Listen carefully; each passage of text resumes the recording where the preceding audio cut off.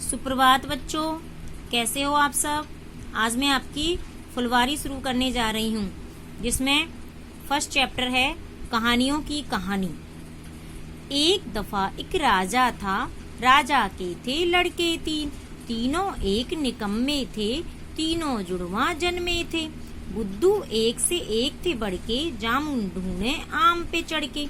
आम मिले तो तौबा हाय, गूदा फेंके गुठली खाए। और बेचारा राजा था ना, माथा पीट के रह जाता था। सोचता था बस उसके बाद राजपाट होगा बर्बाद। एक दिन एक पंडित आया, विष्णु शर्मा नाम बताया।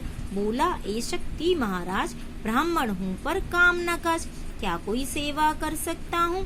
राजा बोला भिक्षा ले लो, ब्राह्मण बोला शिक्षा ले लो।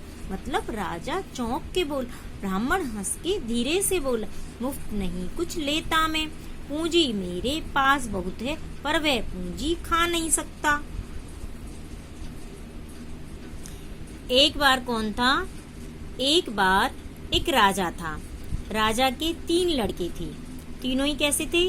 निकम्मे थे, नालायक थे, और तीनों ही एक साथ यानी जुड़वा पैदा हुए थे। बुद्धू एक से एक थे बढ़ के, और वो तीनों लड़के कैसे थे? एक से एक बढ़ के बुद्धू थे। आम के पेड़ पर चढ़कर तो वो जामुन का फल ढूंढते हैं, और यदि उनको आम का फल मिल जाए तो वो आम का गूदा तो फेंक देते हैं और गुठली को खा जाते हैं। और बेचारा राजा था ना, और बेचारा राजा क्या करता?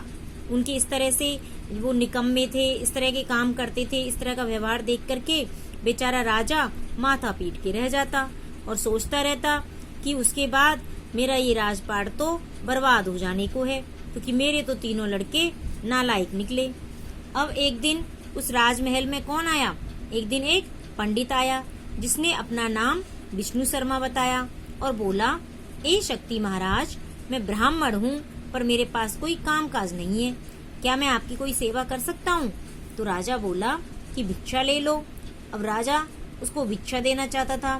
ब्राह्मण बोला शिक्षा ले लो, कि मुझे भिक्षा नहीं चाहिए, आप मुझसे ज्ञान प्राप्त कर लो।